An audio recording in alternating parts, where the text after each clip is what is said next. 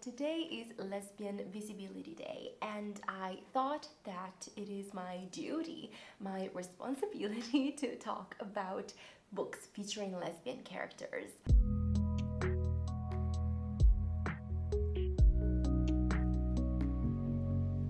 Hi and welcome back, or welcome if you're new here.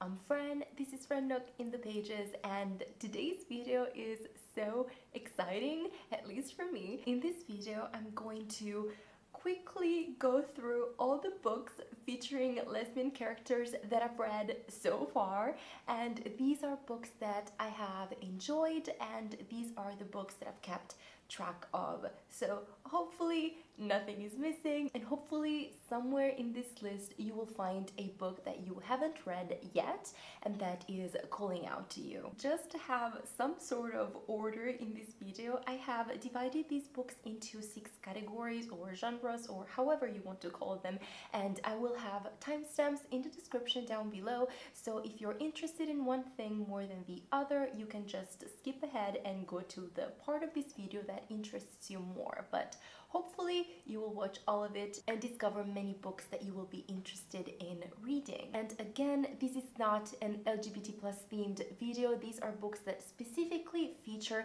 lesbian characters. They might have other characters on the LGBT plus spectrum, but the reason why I'm talking about them in this video is because they feature at least one lesbian character. And I will just tell you a few sentences for each book, otherwise we would be here for hours, and I would rather you spend time reading these books and not listening to me. Also, anytime I mention a book that I listen to, I will have a headphones image somewhere on the screen, as well as the name of the narrator. Before we begin, a quick reminder to subscribe to my channel if you haven't, to like and share this video. You can click on the bell icon to get notified whenever I upload a new video. You can follow me on social media, befriend me on Goodreads, and I have a Ko-fi account, which is a digital tipping service.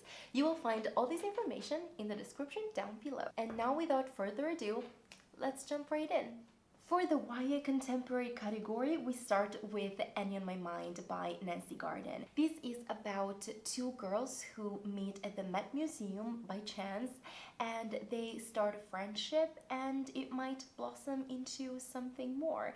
And it is set in New York in the 1980s. It is absolutely beautiful. This is one of my favorite books of all time. The Boy in the Red Dress by Kristin Lambert. This is a YA mystery set in New Orleans in 1929. The main protagonist is Millie, and she works at a speakeasy. On New Year's Eve, a body is found, and the prime suspect is Millie's best friend. He performs as a drag queen at the speakeasy. He has a mysterious past, and Millie is going to try and do everything she can to clear his name and find the real murderer. The Girls I've Been by Tess Sharpe. This is another YA mystery with a bank heist. Nora is going to the bank to deposit some money with her girlfriend and her ex-boyfriend slash best friend, and once they get there, 2 robbers come in and they become hostages, and Nora will try to make sure that everyone gets out alive. She has a particular set of skills that she acquired when she was her mom's partner in crime when she was a child.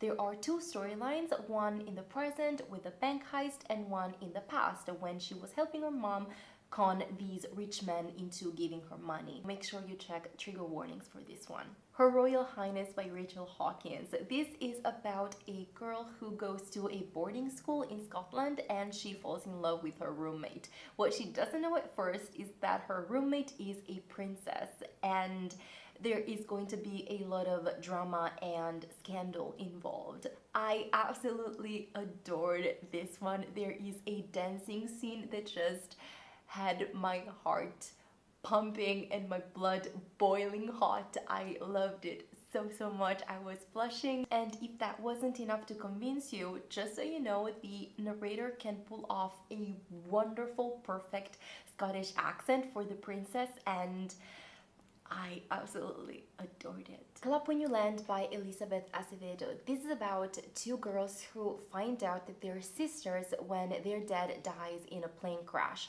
One, Camino, lives in the Dominican Republic and the other one, Yahira, lives in New York. They will find their way to each other and they will have to work out through some pretty complicated feelings. Yahira has a lovely girlfriend in New York, and this book is written in verse and it was so poetic and beautiful. I loved it and it made me cry. The Thousandth Floor by Katherine McGee.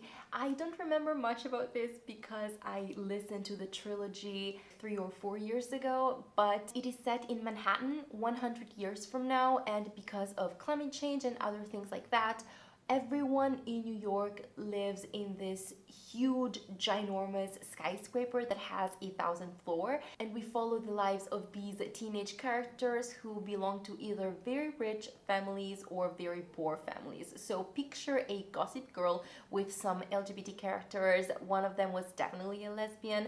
I don't remember who, I don't remember the names, but it was so much fun to listen to. So much drama, and it is addicting, so prepare to read the whole trilogy like that. Last book for this category is The Grief Keeper by Alexandra Villasante. The main protagonist Marisol comes into the United States with her little sister Gabi because they are escaping a very dangerous situation in El Salvador. Since they passed the borders illegally, the only way they can stay in the United States is if Marisol agrees to be part of an experiment for veterans. She has to become a grief keeper, which is someone who has to absorb someone else's pain. I think this is a book that needs to be read for 2 reasons. One, because it shows how immigrants are treated and how they are expected to act as servants of the people who were already living in that country, and they have to be grateful to be given the possibility to live in that country. And 2, because it offers an interesting discussion around morality and ethics, and if it is a good thing or a bad thing having someone else take your pain and take your feelings away from you, and what that might entail. I loved it because of all that, and I also loved it because there are some Spanish words and sentences throughout the book that are not translated, and it gives the book more authenticity. Now onto the romance category. One Last Stop by Casey McQuiston. I don't have to say much about this because everyone and their mothers has read this book. It is about 2 girls who meet in the subway in New York, and it is a lovers across time kind of situation scenario. It wasn't my favorite by Casey McQuiston, but I still found the listening experience very addicting, and it has a lesbian character, and I thought it was worth mentioning. When You Least Expect It by Haley Cass. This is about a woman who becomes the lawyer of another woman who has a young child, and she's trying to divorce her husband. And since the husband is a rich man, she thinks that it will be a very hard case to settle because she wants to have full custody, and a love story will blossom between the 2 of them. It was just so sweet, and I definitely recommend it. This is so underrated and it does not deserve to be that. Memoirs category. In the Dream House by Carmen Maria Machado. This is about Carmen Maria Machado's abusive, toxic relationship with another woman, of course. And this book is written in such a creative, incredible way. Each chapter is a metaphor for the dream house, such as the dream house as utopia, the dream house as a horror movie, and so on and so forth. It was truly so brilliant the way it was conceived and executed, and it is also an important story to read just to remind ourselves that toxic and abusive relationships can also exist between people of the same sex. And the other memoir is Save Yourself by Cameron Esposito. She is a comedian and she talks about her life, her Catholic upbringing, figuring out her sexual identity and coming out, as well as her career and getting married and then divorced. I found it to be a bit unresolved at the end, but I still think that it's an interesting memoir to read and one that is not as tragic as other LGBT memoirs that I've read. For the literary fiction category, I only have one book because most characters in literary fiction tend to be gay or bi. I haven't met any lesbians yet, but if you have any recommendations for me, please let me know in the comments down below. For this one, I only have The Secret Lives of Church Ladies by Deesha Phyliaw, and this is a collection of short stories that were absolutely amazing and blew my mind away. These short stories feature Black women. All the stories are very different from each other, and I loved all of them, which has never happened before. And 2 of the 9 short stories feature lesbian characters, which made me very happy, and I just loved this whole thing so much. Do yourself a favor and go read this collection. Sci-fi and fantasy. First up is one that I am currently reading, and I am absolutely loving it to pieces, and that's why I had to include it in this video, and that is The Priory of the Orange Tree by Samantha Shannon. This is a huge masterpiece of 800 plus pages. It is impossible to sum up this book in a few sentences, so let's just say that there is a queendom at the center of it, and Queen Sabran of the House of Berethnet is the only thing that stands in the way of dragons coming back to power and destroying the world. This queendom is in the west, and you have bad dragons, but you also have good dragons in the east, but everyone in the west hates dragons. But there is also the Priory of the Orange Tree with its magic, and there are kingdoms and queendoms. Picture a Game of Thrones with less incest and questionable things, more feminist, with LGBT characters and religion, politics, and all of that. It is brilliant. I am loving it. It is so well written. I'm loving everything about it, and I'm going to stop now. An absolutely remarkable thing and its sequel, A Beautifully Foolish Endeavor by Hank Green. This is about a 20-something-year-old girl named April May. She lives in New York, and one day at night, it's like 2-3 a.m., coming back home from work, she finds this huge statue in the middle of the sidewalk, and so she decides to film it, because what else could you do? And this video goes viral. There are sci-fi elements involved at some point, and it is an incredible, faithful, and just mind-blowing commentary on social media and fame and how people act on social media and communities and so on and so forth. And I just loved it so much. It is probably my favorite series duology of all time. I love it to pieces.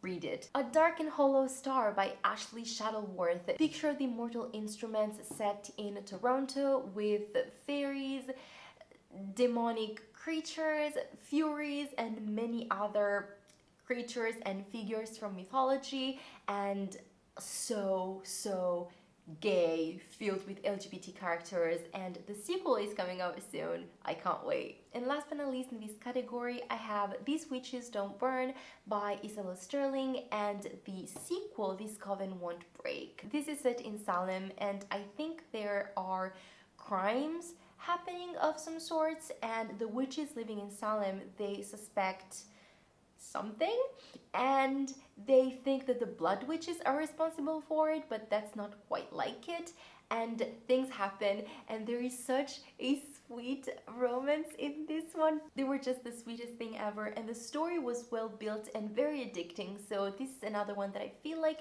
is very underrated, and it shouldn't be. Please consider picking it up and listening to the audiobook. The camera is about to die. I don't think I can do it, but I'll try. So the last category is graphic novel. On a Sunbeam by Tilly Walden. This is a very long but quick to read graphic novel about girls who are part of a space team ship kind of thing. They go around planets to restore ancient buildings and all of that, and it is gay. My Lesbian Experience with Loneliness by Kapi Nagata. This is a memoir graphic novel in which the author talks about her life, her depression, and her coming to terms with her sexuality and what was her first sex experience like.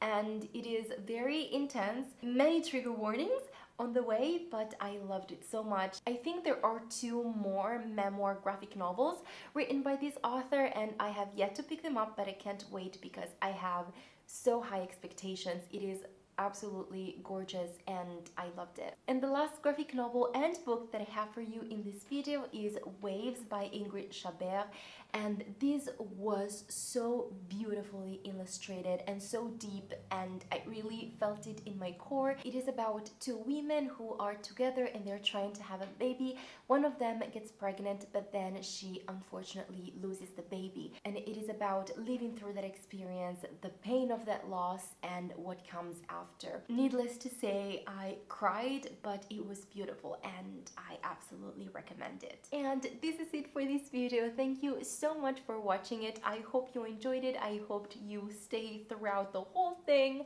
and found some incredible books to read that you hadn't heard about or that you hadn't read yet. And if that's so, let me know in the comments what those books were, or if you have any recommendations for me of books featuring lesbian characters that you have read and loved. Please let me know in the comments, because I would love to know and add them to my infinite TBR. Thank you so much for watching Talk About Lesbian Books today, and I will see you very soon in another video. Warm hugs. Bye.